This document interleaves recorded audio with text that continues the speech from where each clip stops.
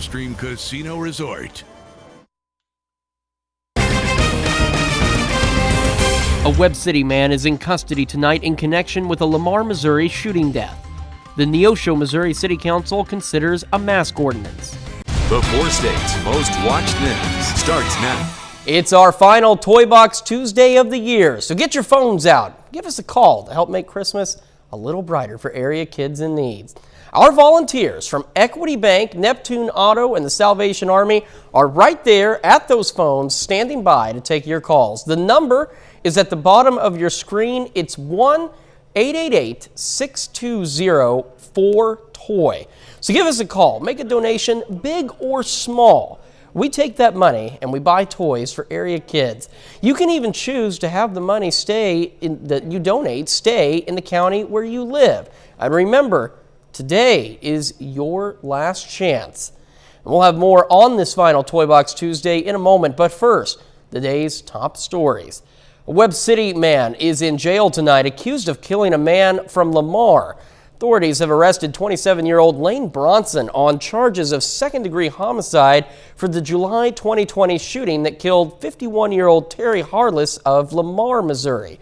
The Lamar Police Department, Missouri State Highway Patrol, and the Southwest Missouri Major Case Squad helped with the investigation. The Newton County Sheriff's Office says a murder suspect died in jail while awaiting trial.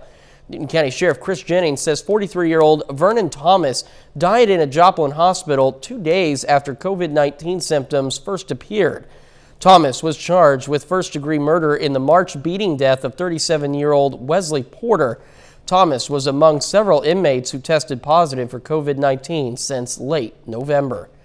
And a probable cause statement alleges that robbery suspects led Newton County deputies on a chase that involved gunfire.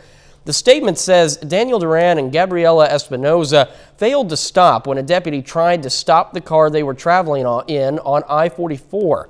Deputies say the black GMC Yukon they were traveling in matched a suspect vehicle in an armed robbery.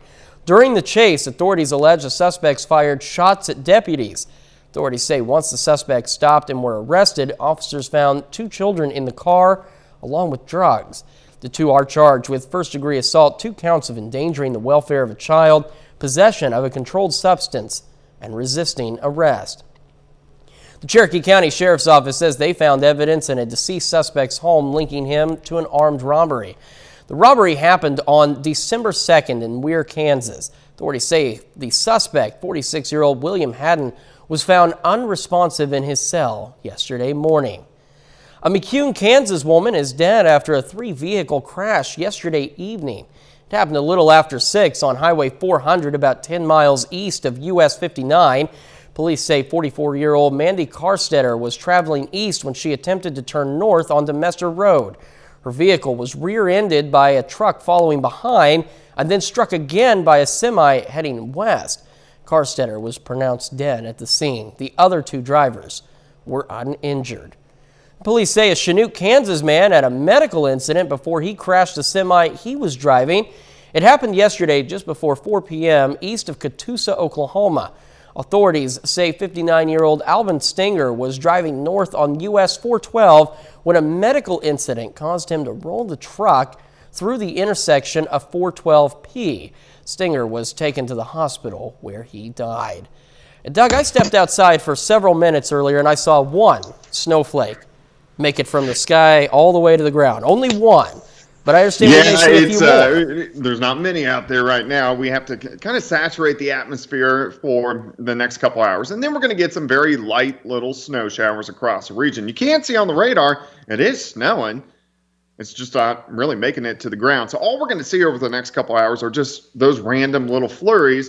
And then we'll start to see a little bit of light snow trying to pick up later this evening. But this is very light, so this isn't really much of a concern. This is a very weak storm system that is rotating through, but we'll see how long it takes to saturate that atmosphere as we go through the evening hours. Let's go through time. This is showing us at about 9 p.m. Still, we have some light little snow showers kind of rotating through 10, 11 o'clock. If we had any accumulations, it would be extremely light. We're going to go more into detail with that here in just a little bit, plus look down the road. All right, Doug, thank you. A Mercy Hospital doctor is the first in Joplin to receive the COVID-19 vaccine. Dr. Eden Esquera, an infectious disease specialist, was the first to receive the vaccine. 5 other Mercy employees were vaccinated today. The Neosho County Health Department is reporting 5 more COVID-19 deaths. On December 10th, the county reported 3 deaths. Today, that number increased to 8 deaths. The county is also reporting 155 active COVID-19 cases. The Neosho City Council is meeting tonight to discuss a mandatory mask ordinance and an occupancy ordinance. The ordinances have been put on the City Council's agenda after a letter circulated from area health officials urging towns to help stop the spread of COVID-19. The mask ordinance and occupancy ordinance would go into effect immediately if passed tonight and would stay in effect until February 12th. There are some exceptions to the ordinance. You don't have to wear a mask if you're eating or drinking, exercising, or if your religious beliefs oppose it, or if you're a child under 6. The occupancy ordinance would require all restaurants, businesses that are open to the public in the city limits to operate at 50% occupancy. It was a draft ordinance that was written up by our city attorney at the request of council. The meeting starts tonight at 7. We'll update you with their decision tonight at 10. And remember, this is your final chance to give to the KOAM Toy Box campaign. The number to call is at the bottom of your screen. It's 1-888-620-4TOY. You can see they're holding signs. They're saying, call me, so give them a call. A little later, we'll highlight some of today's generous donors. Still ahead, we'll look at how your dollars are being put to work in Cherokee County and how the Pittsburgh Parks and Recreation Department is getting involved.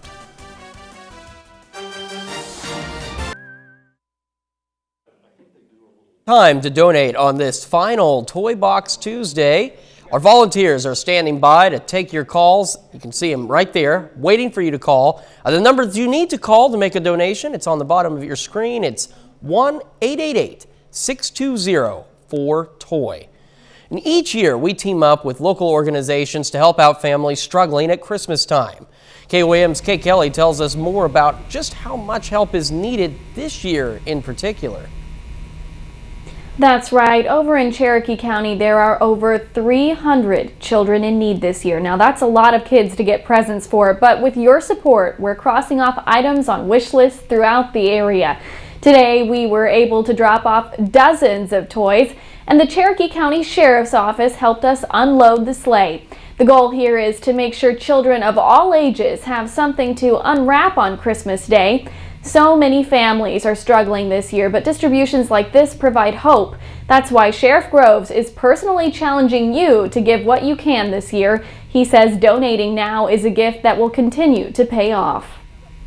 They're not just going to feel good today when they make that donation, but when they're celebrating Christmas, they're going to pause for a minute and they're going to think back to today when they make that donation, and they're going to know that there's a child unwrapping a present, and that child is only unwrapping a present because of their generous hearts. You can always find a spot at your table or an hour in the day just to try to be a blessing to somebody else. And if we were all able to do that, not only would our neighbors benefit, but we would be the beneficiaries of that as well. You know the saying, there's more happiness in giving than receiving. So please give us a call and give what you can. It doesn't have to be a lot. When we all work together, it adds up for fast four-state kids in need. All right, Kate, thank you. And our volunteers from Equity Bank, Neptune Auto, and the Salvation Army, you know what? They are standing by, ready to take your call. So you need to put them to work. Call the number on the bottom of your screen right now. And as people continue to drop toys off, we're picking them up as we get ready to deliver. Some of the toys we picked up were collected by the good folks at Equity Bank and Neptune Auto. Those toys will then be delivered to the Salvation Army, where families can come and pick them up drive-through style. Individuals who have helped us through the years put this all together, and so the joy that we receive is knowing that each of the children will have a Merry Christmas come December 25th, and helping those parents or guardians ease a little bit of the financial burden during the holiday season. The Pittsburgh Salvation Army says they will be serving more than 1,000 families in Crawford County alone this year. Well, Doug Hetty's up next with his complete forecast, and a little later, as Americans receive the first doses of Pfizer's COVID-19 vaccine, the Kansas City doctor is warning vaccine trial participants not to drop out. At Cancer Project.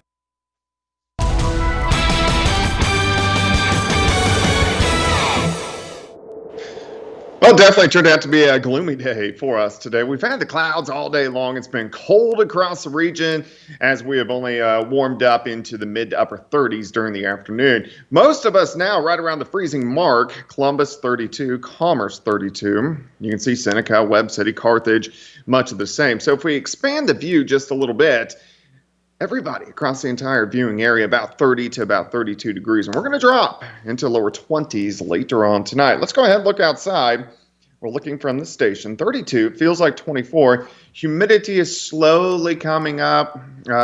We need to close that gap between the top number and the bottom number, the temp and the dew point, before we really get any light bands of very light snow rotating through. But through the evening hours, we're going to drop back through the 30s, 20s, eventually all the way down into lower 20s later on tonight. But you can't see the light snow. You can see the clouds across the region. It's actually been snowing on top of most of us for several hours. It's just not reaching the ground. We're just getting a random flurry or two.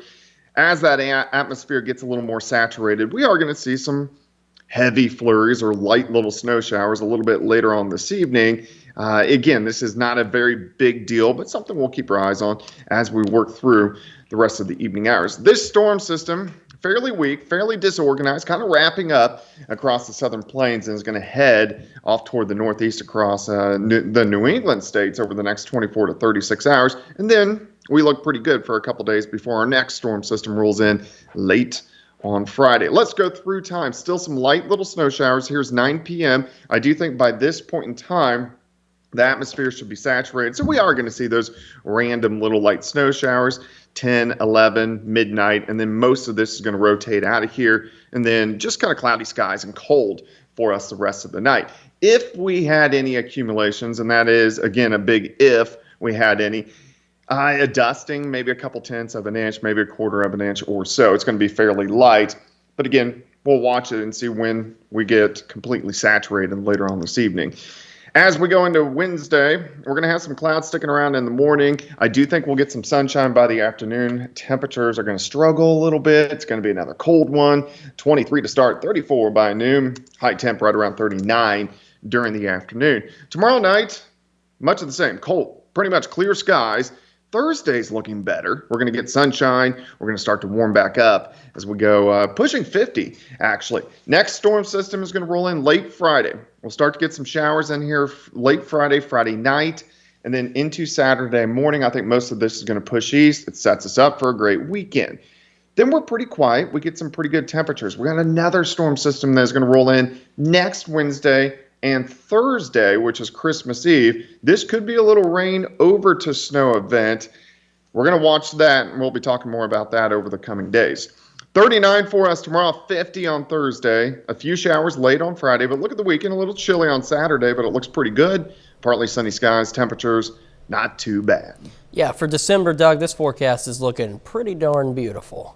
Yeah, I think most people will take it. I certainly will. Doug, thank you so much. And, of course, our volunteers from Equity Bank, Neptune Auto, and the Salvation Army are standing by to take your calls. They're standing by right there. See, there was that one young lady. She's waiting for your call. The number is at the bottom of your screen, a little Christmas cheer there. It's 1-888-620-4TOY. We want to take a moment to recognize some of our generous donors. Taxton Parish and Crew Parish of Webb City both donated $100. Thank you. Lorena Brown, Ottawa, Oklahoma, $20. Linda Kerr, $20. Jeannie Smith of Pittsburgh, Kansas, $50. Julie Pay from Erie, Kansas, $30. Jeanette Waltrip from Joplin, $20. Rick Bowen of Jane, Missouri gave $100. Thank you so much to all of you who are calling and donating. And if you haven't yet, don't worry, you still have time. Just pick up the phone and call us at the number that you see at the bottom of your screen. Well, still ahead, with the first doses of Pfizer's COVID-19 vaccine going into the arms of Americans, we'll hear from a Missouri doctor who is asking for vaccine trial participants to stay in those trials. We'll find out why next. Doug Hetty has earned the end. You're running out of time. You've got about 8 minutes to donate to the KOAM Toy Box campaign. Now, our volunteers from Equity Bank, Neptune Auto, and the Salvation Army are all sitting in those chairs standing by to take your calls. So if you haven't done it yet, the number is at the bottom of your screen. It's 1-888-620-4TOY. So call us, make a donation, big or small. All of that is going to be taken to help buy toys for area kids. You can even choose to have the money stay in the county where you live. So remember, today is your last chance. While frontline workers across the country start to receive the nation's first doses of a COVID-19 vaccine, there are still ongoing trials. And a Kansas City doctor wants to make sure participants don't drop out. Emma James has that story. When we were all on lockdown and quarantined at home, I was looking for some type of way that I could be helpful and contribute. Shawnee resident and former city councilman Brandon Koenig has been a participant in the Inovio vaccine phase 1 trial since the spring. The trial, through the Alliance for Multi-Specialty Research in Kansas City, includes 48 people who all received vaccine.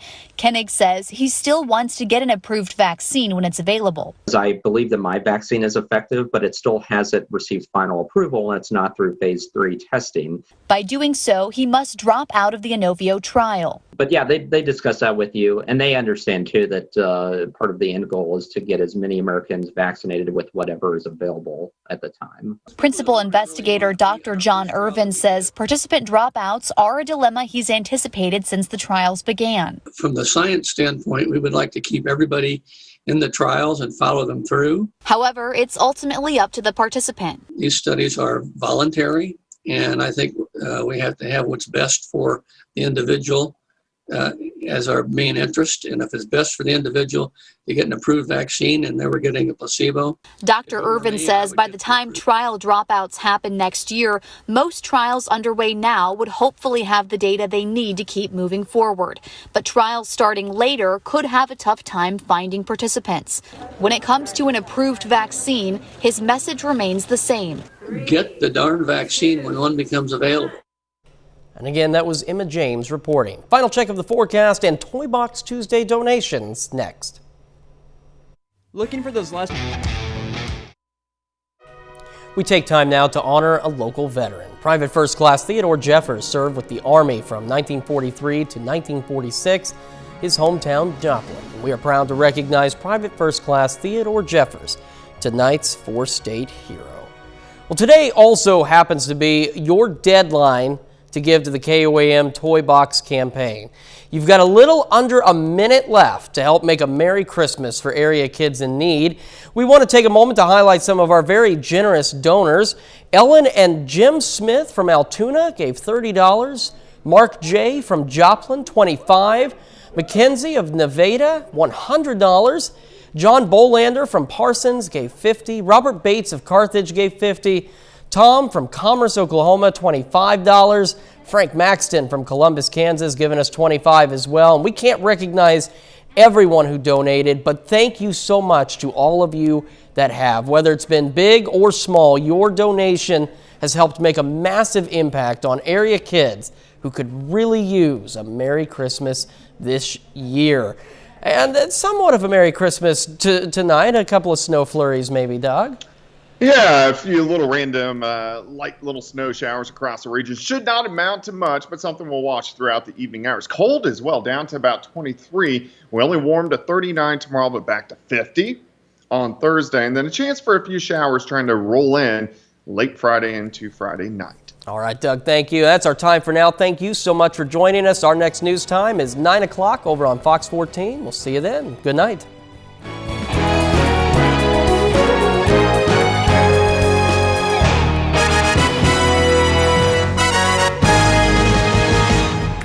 If you see news happening,